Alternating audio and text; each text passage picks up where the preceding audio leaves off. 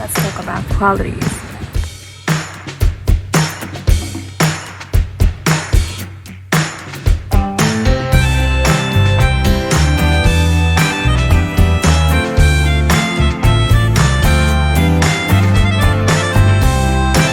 For you, who is an ideal teacher, friend, or partner?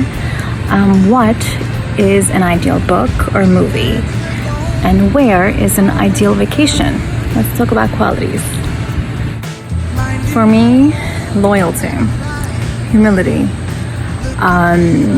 humbleness, kindness, understanding, sense of humor, and companionship and attention. These are the most important qualities in a friend that I look for. So what are some qualities that you look for in a fill in the blank? In a teacher, in a partner, in a colleague, etc., etc. So let's start with the noun and then continue the sentence as such when describing ideal traits that we look for. For example, intelligence is the most important thing I look for in a partner. Or you can say a hard work ethic is the most important thing I look for in an employee, etc., etc. But you can say this in different ways as well.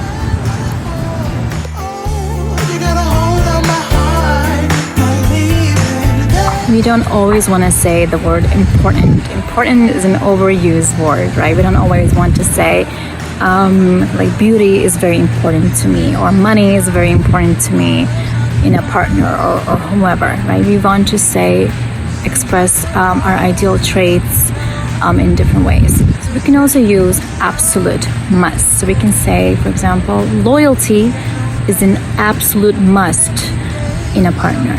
Or you can say, kindness is an absolute must for me in a friend. That is my red line, kindness, for example.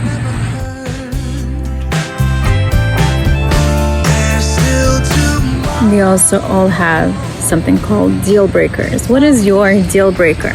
Okay, bu yani deal breaker ne anlama geliyor?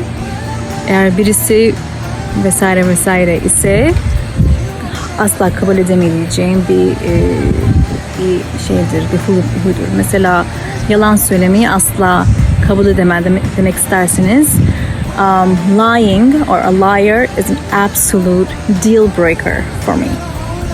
Very important grammar issue that I've made countless videos and reels on before. So you can go back to my previous IGTV and reels to see the stuff. Gerunds.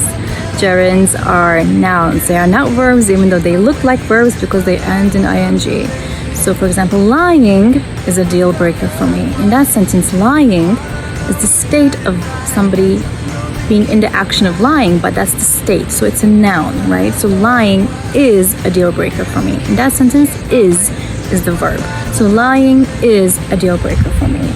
Or for some people, maybe lying is not a deal breaker. You can say white lies are okay, little lies, right, are okay, etc., etc. So don't forget gerunds. So that's why I mentioned like being by the water is important for me, or living amongst nature is important for me, or a must, an absolute must, a deal breaker, etc., etc. If you don't want to say important. It's important to know this stuff. What are your absolute worst traits? I would say orderliness is not my best trait. It's kind of like my worst trait. Like I can get messy. Like I just cooked a lot and my shirt is messy and I don't care. I'm filming it. Like, but I believe I have humility enough to always admit that I'm messy.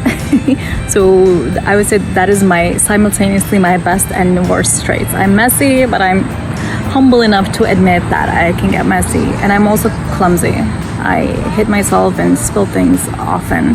So what are your absolute best qualities and what are your absolute worst traits or worst qualities, right? We have to accept ourselves and be aware of our own qualities before we can judge others. Talk about traits as they pertain to places too, right? So we can talk about, for example, a hotel. What is your ideal hotel? Or where is your ideal vacation?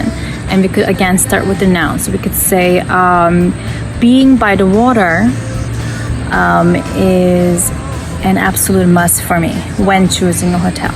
or being in nature, right, surrounded by trees, is an absolute must for me when choosing a home or you know, a hotel or just anything like park. So you can list the qualities at the beginning in that way as well when you are listing your ideal places to go, to travel to live, to work, etc. Finally, a little updo, an eyeliner, dress. That's it. Really quickly, I'm trying to clean up nicely.